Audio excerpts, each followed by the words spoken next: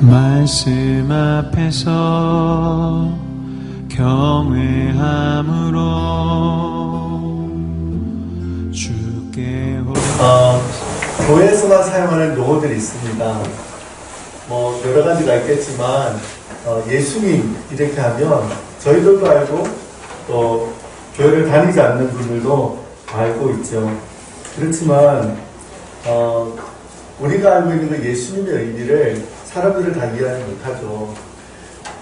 이제 제가 저희 동네에 저희 아파트에 있는 아이들에게 지난 크리스마스 때 크리스마스 카드와 그리고 이렇게 과자를 싼 그 선물을 같이 이렇게 나눠줬어요. 근데 그걸 준비하면서 아이들에게 물어봤죠. 너네 크리스마스가 무슨 날인지 알아? 아이들이 성모 마리아가 아기 예수를 낳은 날이라는데요. 그럼 예수님이 누군지 알아? 모르는데요. 근데 그 말을 들으면서 저는 마음에 얘들이 메시아이시고 구원자이신 그 예수님을 모르고 살아가는구나. 그게 저는 참 마음이 아프더라고요. 사실 우리가 알고 있는 많은 것들 중에서 사람들은 잘 알지 못한 채 살아가는 것들이 많이 있습니다. 하나님께서는 우리에게 구원을 주셔서 그 구원을 통해서 우리의 인생에 놀라운 일들을 펼치시고 우리와 함께 하시지만 사람들은 구원이라면 그 의미가 뭔지 모르채 그냥 기독교인들만 원하는 그런 건가 보다 이렇게 생각한다는 거죠. 근데 사실 구원이라는 것은 히브리어로 말하자면 예수와 예수 뭐 비슷하지 않습니까? 예수라는 이름, 그 예수와라는 게 구원이라는 단어죠. 근데 히브리 사람들은 이 단어를 굉장히 일상적인 생활에서 사용했어요. 예를 들어서 어떤 사람들이 돈이 없어서 빚을 냈는데 그 빚을 갚을 수가 없었어요. 그래서 종이 되었죠. 근데 어떤 사람이 와서 그 사람의 빚을 대신 갚아주고 자유인이 되게 했어요. 그랬을 때 구원받았다 이렇게 이야기를 했어요. 어떤 군대가 나가서 전쟁을 하는데 그 전쟁에 이길 수가 없어요. 병력이 약해서.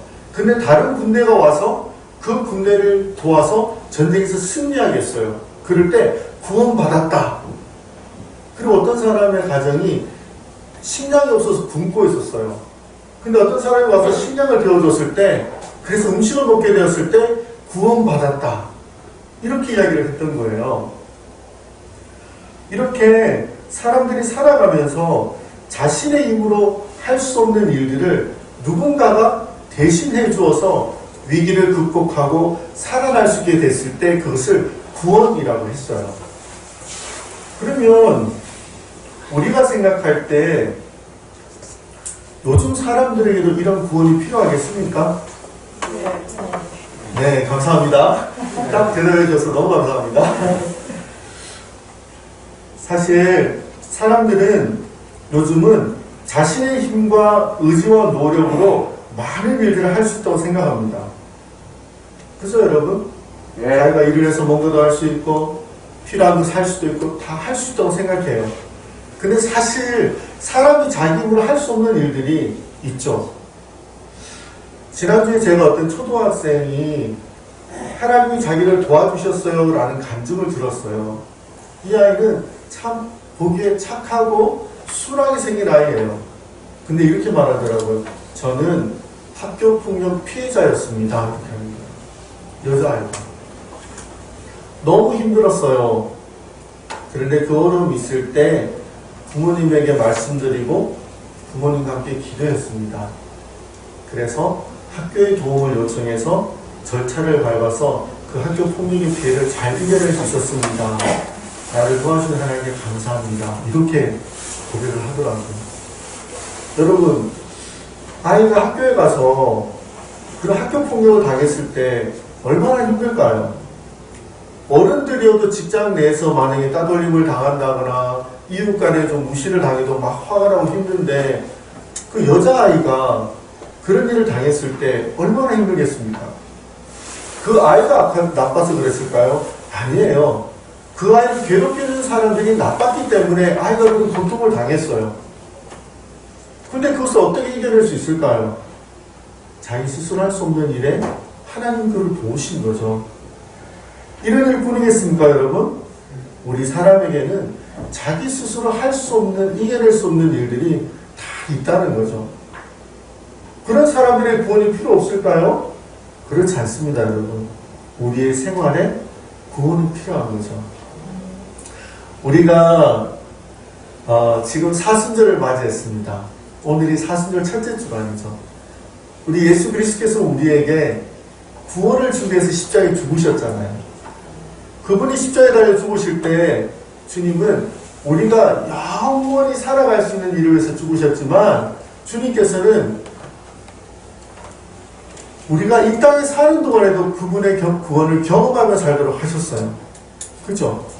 예수님이 언제 병자들이 와서 고쳐주세요 그러면 괜찮아 20년만 잘 지내 천국에 가면 다 나을 거야. 웃는 병자들 왔어요. 괜찮아 이제까지 그렇게 살았으니까 10년만 더 버티다가 천국 가. 그러면 다 깨끗해질 거야. 주님 이렇게 하셨습니까? 아니면 보시는 사람마다 고쳐주시고 용서해 주시고 위로해 주시고 함께 있어 주시면서 천국에 가서 영원히 누릴 구원의 기쁨을 우리의 일상생활 속에서도 어떻게 하셨죠? 누리게 하셨잖아요. 하나님은 우리에게 그 구원의 기쁨, 훌륭한 선물을 주신 거예요. 오늘 우리가 함께 볼 요나서는 너무나 잘 알려진 책이죠. 이 요나서는 요나가 자신에게 있었던 일들을 이제 나중에 회상하며 기록한 성경이에요.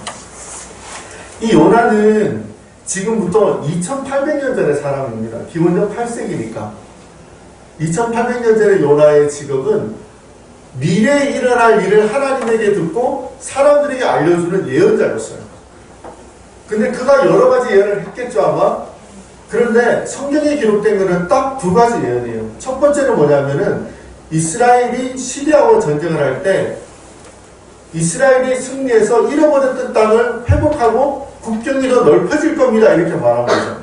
옛날에 우리나라 보면 그런 일 있잖아요. 뭐 광개토대왕 뭐 이런 분들 막 영토를 확장했잖아요. 그런 일이 일어날 거로 자기 민족에게 예언을 했어요. 근데 실제로 그렇게 됐어요. 요람 2세라는 왕이 기원전 8세기 시리아와의 전투에서 승리해서 잃어버렸던 땅을 다시 찾았어요. 와, 미래에 일어날 일을 예언했는데 그대로 됐어요. 얼마나 뿌듯할까요? 게다가 그 당시에 이스라엘은 굉장히 약한 나라였거든요. 그런 자기 나라의 승리를 예언했으니까 뿌듯했겠죠? 뿐만 아니라 그 예언들이 이루어졌을 때 사람들이 요나를 보고 어떻게 생각했을까요? 와, 하나님의 예언자라고 유명해졌을 것 같죠? 그 사람이 바로 오늘 우리의 주인공입니다. 이 요나서는 요나가 몇 장으로 되어 있죠, 여러분? 4장으로 되어 있죠. 4장으로 되어 있는 이 요나서가 굉장히 유명해가지고 어느 동화의 모델이 되기도 했습니다. 이탈리아 동화 작가가 1800 몇 년도에 1883년 코노디라는 사람이 피노키오의 모험이라는 그런 동화를 만들 때 이 요나서를 보고 한 거예요. 그게 보면 피노키오에 보면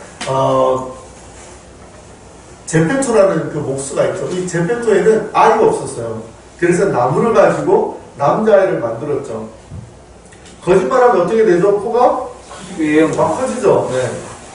근데 이걸 너무 잘 만드는 얘가 살아서 움직이는 거죠.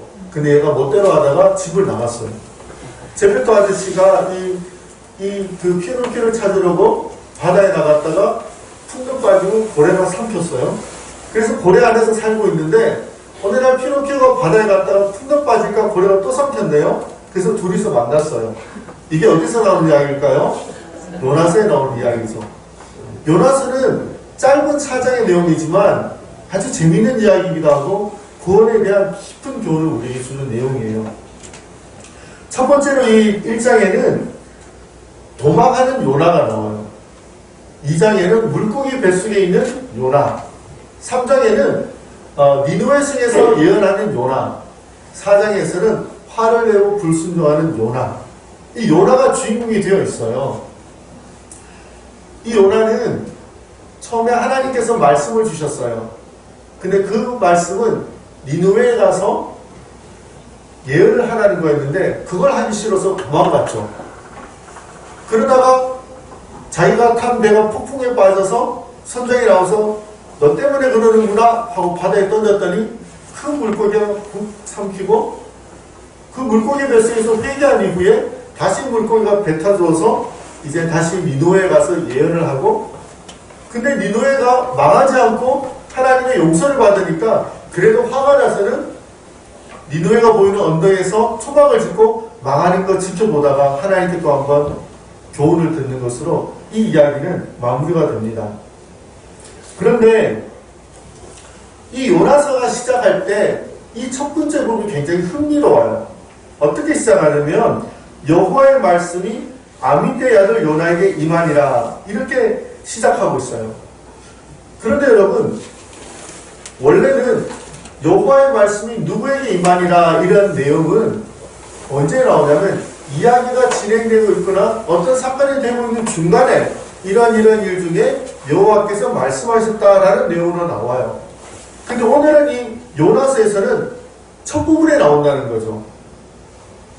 그것은 무엇이냐면 하나님께서 뭔가 계속 하고 있는 일 가운데 요나에게 한마디를 주셨다는 의미예요.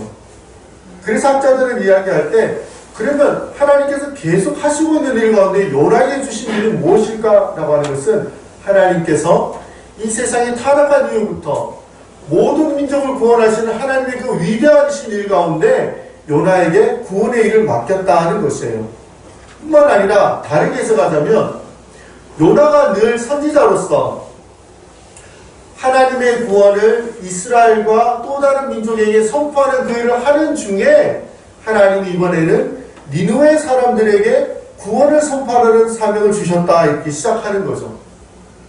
그렇게 시작했던 것이 바로 이 요나서입니다. 그런데 요나가 하나님의 말씀을 듣자마자 횡 하고 돌아서 나가는 거예요. 당시에 니느웨라는 도시는 아수르라는 그 아시리아라는 큰 제국의 수도였어요. 근데 아시리아라는 나라가 얼마나 사역했던지 여러 가지 나쁜 말들이 있어요. 예를 들어 사람들의 손목을 잘라서 쌓았다, 사람들의 목을 잘라서 언덕을 만들었다, 뭐 이런 내용들이 있어요. 근데 하나님께서 말씀하시기를 니느웨 성에 악독이 가득하다 이렇게 했는데 학자들이 이것에 대해서 대외적인 일뿐만 아니라 그 도성 안에 아주 범죄가 들끓었다는 거죠. 자기들끼리. 그래서 하나님이 이 도성을 멸망시키기로 작정하셨다 이렇게 나와요. 그런데 하나님께서 니느웨에 가서 하나님께서 멸망시키실 것일까 회개하라는 말을 전하러 가셨는데 요나는 도망을 가는 거예요. 1장 3절에 보면은 이렇게 되어 있습니다. 여호와의 얼굴을 피하여 라는 단어가 있는데 이게 두 번이나 반복돼요.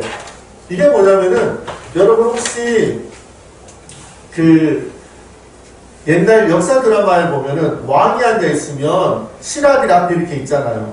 예. 지금 뭐 하는 중일까요? 티타임 하는 걸까요? 일하는 거잖아요. 예. 왕이 앞에 있다는 건 뭐냐면은 예. 왕의 명령을 듣고 일을 한다는 거예요. 왕의 앞에. 왕의 면전에서. 근데 지금 요나는 여호와의 면전에서 그 얼굴을 피하려 하여 이렇게 했어요. 그러면 무슨 말이냐면 하나님 일을 안 하겠다는 거예요.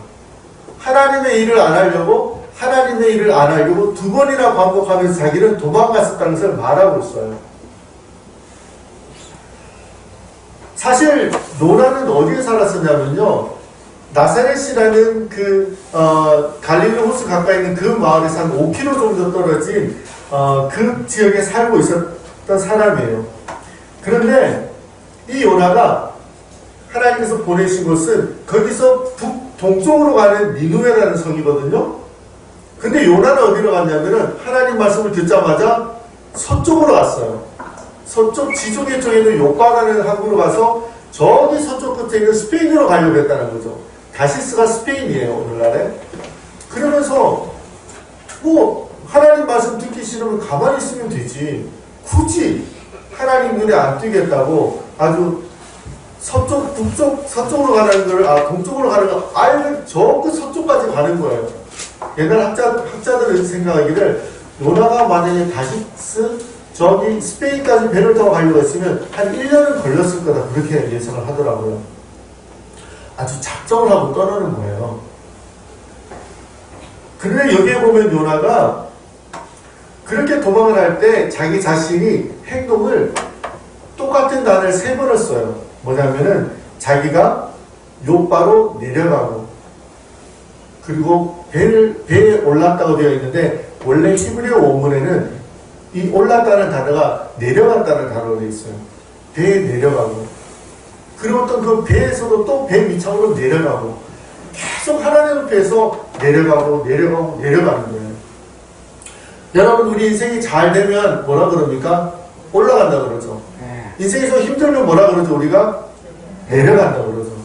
요나가 지금 하나님의 면전을 떠나서, 하나님의 일을 떠나서 갈 때 자기가 영적으로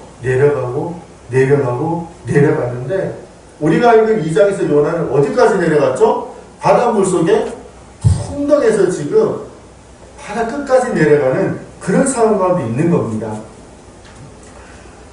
오늘 우리가 읽은 이 본문에 보면은 요나가 자기 자신을 이렇게 표현해요. 3절을 보면 깊은 바닷속에 있었다. 그 다음에 5절을 보면은 깊음이 나를 에워싸고 바다풀이 내 머리를 감쌌다는 거예요. 이건 뭐냐면 바다에 빠졌는데 바다까지 깊이 내려갈 때는 해초가 있잖아요. 그 해초의 머리가 뒤감기는 걸 이야기하는 거예요. 그리고 또한 요나가 바닷속에 빠졌을 때 가장 공포스러웠던 순간에 표현하는 것은 2절에 있는데요. 내가 스올의 뱃속에서 부르짖었다 이렇게 말해요. 스올이라는 것은 무엇이냐면 이스라엘 사람들이 생각해 이 스올은 죽은 상태, 무덤, 죽음, 그리고 사람들이 죽어서 땅속 깊이 내려가는 곳, 지옥 같은 곳이죠. 그러니까 요나는 지금 자기 인생에서 아직 죽지는 않았지만 거의 죽은 거예요. 그리고 살아날 희망이 없죠. 그 바닷속에 빠졌는데 완전 절망 속에 있으면서 지금 있는 거예요. 요나가 어떤 사람이라고 그랬을까요? 요나 직업이 뭐라고요? 예언자예요. 요나가 이 바닷속에 풍덩 빠지기 전에 굉장히 명성 있는 예언자였죠. 근데 지금 그 유명했던 예언자가 지금은 살아날 힘도 없고 희망도 없고 아무런 도움도 받을 수 없는 처지에 놓여 있다는 거죠.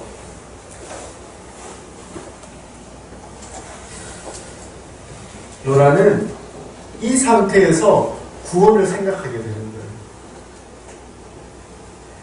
사실 여러분, 사람을 살아가면서 이런 상황을 만날 때가 있지 않습니까? 아까 그 초등학생뿐만 아니라 청소년이든 청년이든 아니면 장년이든 노인이든 누구든지 사람들은 다 그런 어려움을 겪고 있다는 거죠. 성경에서는 사람들의 모든 고난과 고통의 원인을 죄라고 합니다. 바로 이 요나가 하나님 앞에서 등을 돌려 떠나갔고 그 자신의 인생이 내리막에 갔다고 하듯이 하나님을 떠나는 것, 그게 바로 죄라는 거죠. 그리고 그것이 바로 사람이 겪는 고통의 이유라고 말합니다. 죄는 하나님을 떠난 영적 죽음이에요.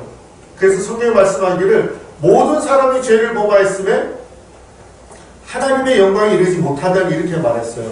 근데 영광이 뭘까요? 그 사람들이 굉장히 높은 분을 만났을 때 이렇게 하잖아요. 영광입니다 이렇게 하잖아요.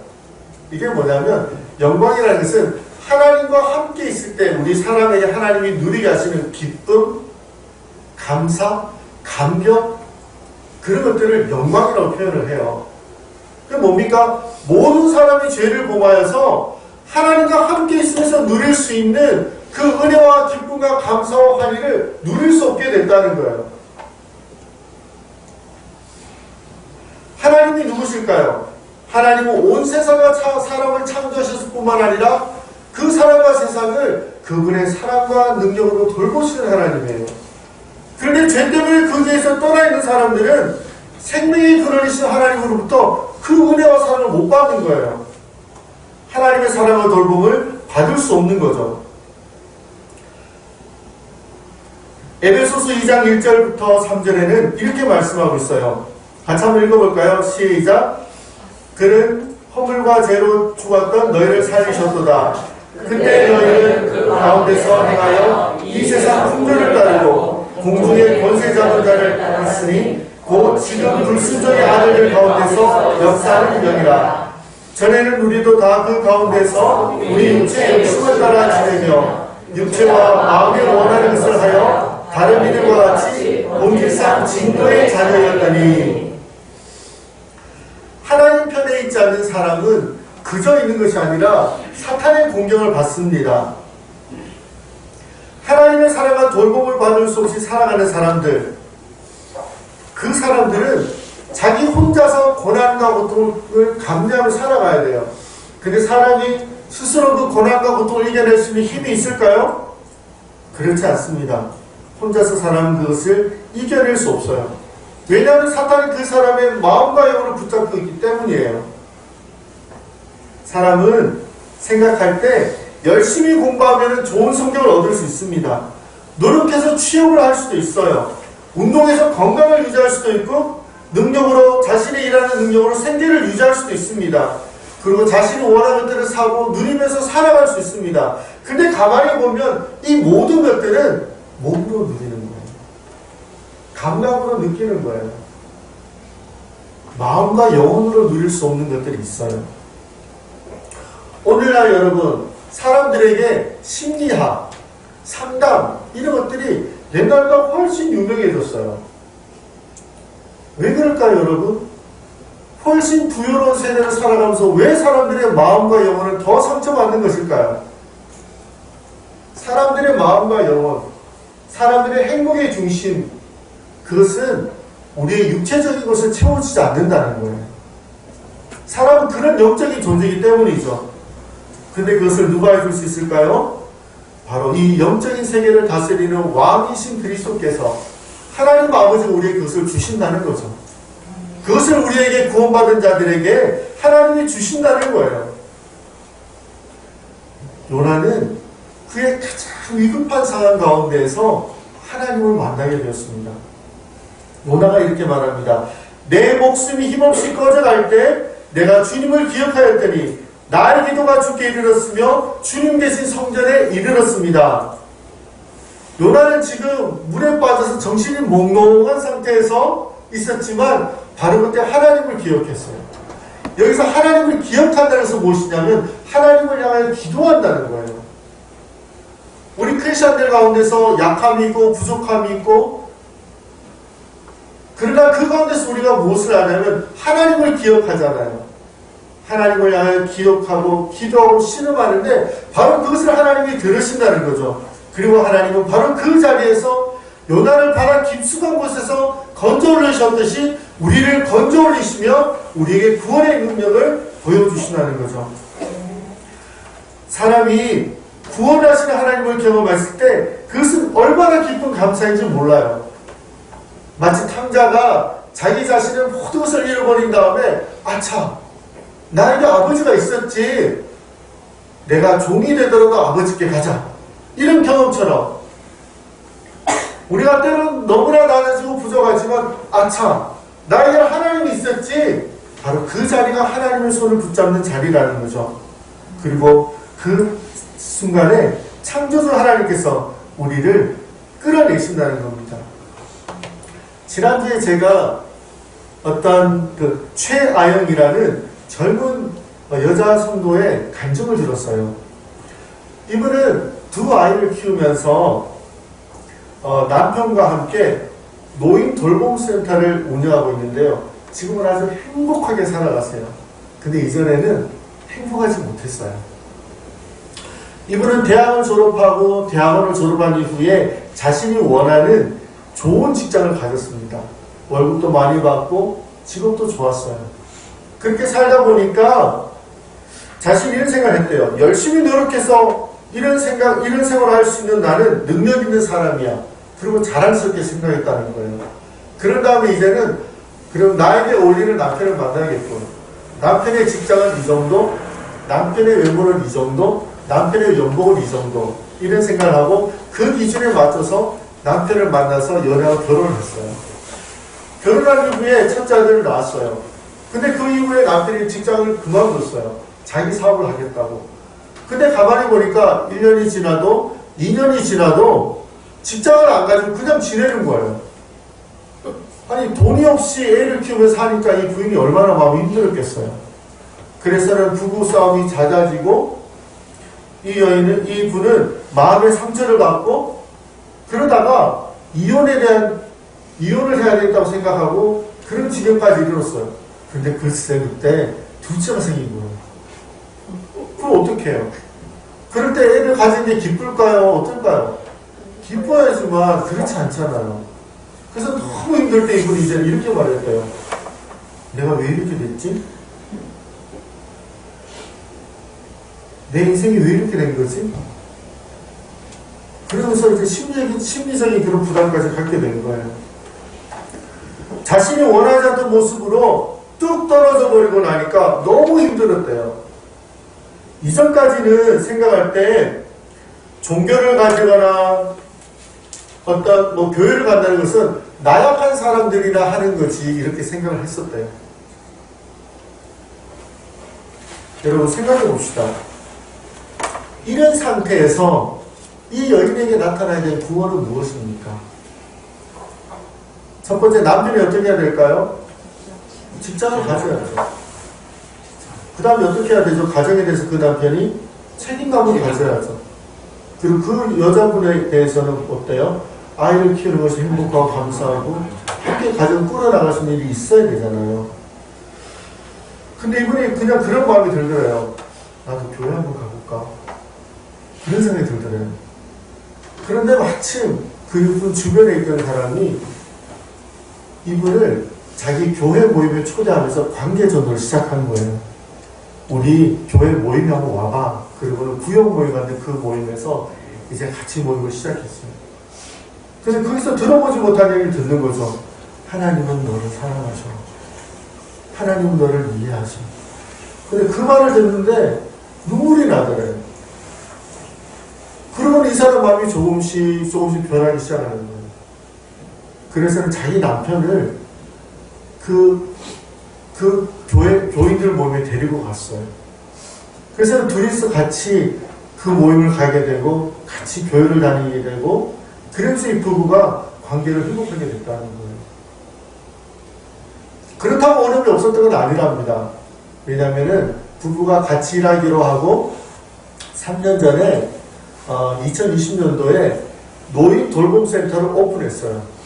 근데 2020년도에 무슨 일이 있었습니까, 여러분? 코로나가 탁 터진 거예요. 이 노인 돌봄센터는 특별히 코로나 취약시설이어서 그때 사람을 받을 수가 없었대요. 이미 다 오픈 세팅 다 해뒀는데. 그런데 그 시기를 이분들이 신앙이 있었기 때문에 잘 이겨내고 이제 엔데믹을 맞으면서 다시 일을 시작하게 됐다는 거예요. 근데 그 이야기를 하시는 이분이 처음에는 자기가 힘들었던 걸 이야기할 때 눈물이 뚝뚝 흘러요. 그런데 지금 자기들은 너무 행복하다는 거죠. 함께 일을 할 수 있고 자녀들이 있고 또 다른 사람들이 복음을 전하면서 하나님의 은혜를 주니 너무 감사하다는 거예요. 여러분, 우리에게도 이런 고난과 고통의 길이 있듯이 다른 사람들에게도 그런 일들은 많이 있다는 거예요. 근데 중요한 것은 뭐냐면 구원을 받을 수 있는 길이 있느냐 없느냐는 거죠. 만약에 이 여인이 이분이 이 최하영이라는 성도가 자기를 초대해주는 교회를 만나지 못했다면 이 가정은 어떻게 됐을까요? 이 여인은 어떻게 됐을까요? 이분은 자기를 그렇게 모임에 초대해준 분이 너무 감사하다는 거죠. 우리의 삶에 있는 우리에게 주시는 하나님의 구원은 너무나 놀랍고 너무나 아름다운 거예요. 이것을 우리가 가졌기 때문에 우리는 우리에게는 어떤 일이든지 그 안에서 하나님의 은혜를 경험하며 살아갈 수 있다는 거죠. 하나님은 우리가 삶의 고통과 어려움들을 이겨낼 수 있도록 해주시는 거예요. 에베소서 1장 1절을 보면 이렇게 말씀하고 있죠.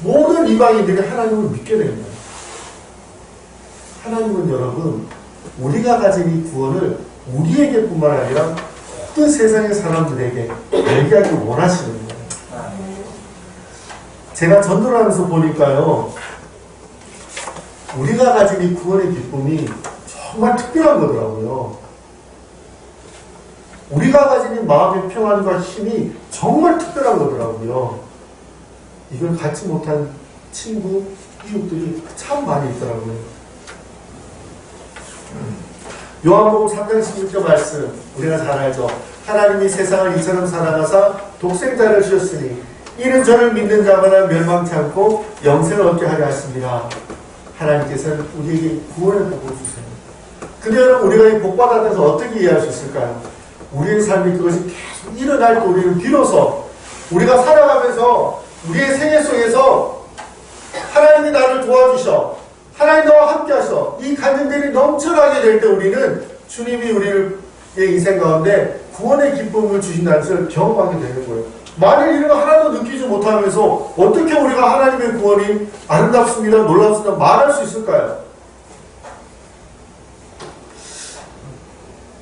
제가 이 설교를 준비하면서 이제 예전에 아들과 함께 나눴던 대화가 생각이 나더라고요. 저희 가정은 이렇게 가정 예배를 드리거든요. 그런데 이제 그때는 서로 기도 제목을 나눠요. 이제 너 기도 제목 뭐니 해서 서로 같이 기도하는데, 제 아들은 키니시알러지라고, 이게 뭐냐면 그 운동 재활 뭐 이런 쪽이에요. 근데 이제 아들이 축구를 하고 싶었는데, 이제 축구 선수가 되지 못하면 축구팀에서 일하는 사람이 되고 싶다, 이런 마음이 있었어요. 그래서 이제 제 아들이 하고 싶었던 일은 뭐냐면은, 그 왜 축구 선수들이 경기하다가 다치면 가방 들고 뛰어 들어가서 이렇게 치료해주는 사람이 있잖아요. 그걸 하고 싶어 했어요. 그래서 대학의 일반 과학부로 들어가서는 2학년이 될 때 그 전과를 하는 그 신청을 했는데, 그게 이제 좀 점수가 높아서 되지 않을 수도 있다 그러더라고요. 그래도 한번 기도해보자. 그리고 같이 기도했죠. 그런데 하나님 은혜로 그게 되게 됐어요. 근데 그 다음에는 또 뭐가 있냐면, 그 학교에 축구팀이 있는데, 이제 축구팀 중에서 학생이 그 역할을 하는 사람이 있어요. 그래서 학생이 그 역할을 하는 사람이 학생 의무 코치 이런 거를 하는 역할이 있는데, 그걸 이렇게 학생들이 신청하고 뽑아서 되는 거예요. 근데 되고 싶은데 자기가 있는 경력이 너무 약하다는 거예요. 다른 사람들은 선수라도 오기도 하고, 근데 자기는 그냥 클럽팀에서 조금 축구했던 것밖에 없다고. 그래? 그래도 일단 지원해보고 우리 같이 기도해보자. 그렇게 했어요. 근데 하나님이 그것도 되게 해주셨어요. 그래서 지금은 이제 4학년이니까 자기가 제 그 학교 팀의 시니어 의무 코치를 하고 있거든요. 그런 다음에 이제 4학년이 되어서 실습을 나가야 되는데, 하고 싶은 실습 기관이 있는데, 그게 사람 몇 명 안 뽑는 거예요. 근데 어떻게 될지 모르겠어요. 그런데 우리 같이 한번 기도해보자 이렇게 했어요. 그래서 저희들이 이렇게 기도하면서, 근데 그 과정이 다 이렇게 지나온 거예요. 그래서 한 번은 제가 아들한테 그랬죠. 정우야, 생각해보니까 하나님이 네가 하고 싶은 일을 다 해주신 것 같다. 그랬더니 아까 진짜 그러네요. 그러더라고요. 특별히 우리 자녀들, 여러분들이 하고 있는 일들에 하나님 앞에 기도하는 가운데 하나님 인도하시는 것을 볼 수 있어요. 우리 부모님들, 자녀를 위해서 기도하시는 가운데 자녀의 인생을 하나님께서 구원의 길로 인도해 가시는 것을 보실 수가 있어요. 특별히 저는 가정에서 아버지의 역할을 굉장히 하나님이 중요하게 생각하시다 생각해요. 우리 성경에도 보면은 왜 아버지가 자녀의 머리 안 서고 기도하는 일들 나오지 않아요. 하나님께서는 아버지에게 영적인 그런 권위를 주시는 거예요. 혹시 여러분들 가운데서 남편이 아직 믿지 않는 분이 있다면 그분을 통해서 하나님이 여러분의 가정을 축복하시기를 바라며 기도하세요. 그리고 여러분을 통해서 여러분의 자녀들이 기도받고 그 삶에 하나님의 구원을 경험하며 살아가도록 하는 게 너무 좋을 것 같아요. 너무 복되죠. 하나님은 우리에게 예수를 믿는 사람들에게 너무나 놀라운 구원을 주셨어요. 그리고 예수를 경험하는 것이 우리에게 얼마나 큰 기쁨인지 몰라요. 그러나 우리가 또 하나 기억해야 될 것은 우리가 이 기쁨은 우리만을 위한 것이 아니라는 거죠. 하나님이 아끼시는 세상과 그 사람들을 위한 기쁨이라는 거예요. 여러분, 우리가 무엇을 할 수 있을까요? 우리가 사람들에게 어떤 구원을 할 수 있을까요? 우리는 할 수 없어요. 우리가 어떻게 사람을 구원하겠어요? 우리가 할 수 있는 것은 주님이 사람들을 아끼시고 그들의 소유의 가축을 아끼시며 그것들을 살리기를 원하셨듯이 여러분의 이웃들 가운데서 혹시 자녀의 문제로, 직장의 문제로, 다른 어떤 문제로 고민하고 있는 사람들이 있다면 초대하시는 거죠. 이거 한번 들어봐봐. 말씀 한번 보내주고 여기 한번 와봐봐. 우리 모임에 같이 한번 식사 한번 하자. 예를 들어 이런 것으로 초대하는 거죠. 그러면 누가 하실까요? 그렇죠. 누가 하실까요? 하나님이 하시는 거예요. 하나님이 하셔서 그분들이 하나님을 만나게 하시고 우리 요한교회에 여러분에게 하나님 진짜 일하시네 이걸 경험하는 거죠. 사실 여러분 이 요나서에는요 하나님의 구원의 기쁨이 가득한 책이에요. 하나님의 구원의 기쁨이 가득한 책이 바로 요나서라는 거예요. 그래서 우리에게도 다른 어떤 기쁨보다도 회개할 것이 없는 100명보다 회개할 한 사람을 바라보고 천국의 잔치를 여시는 하나님의 기쁨이 우리 가운데, 교회 가운데 가득하기를 축원합니다. 아멘.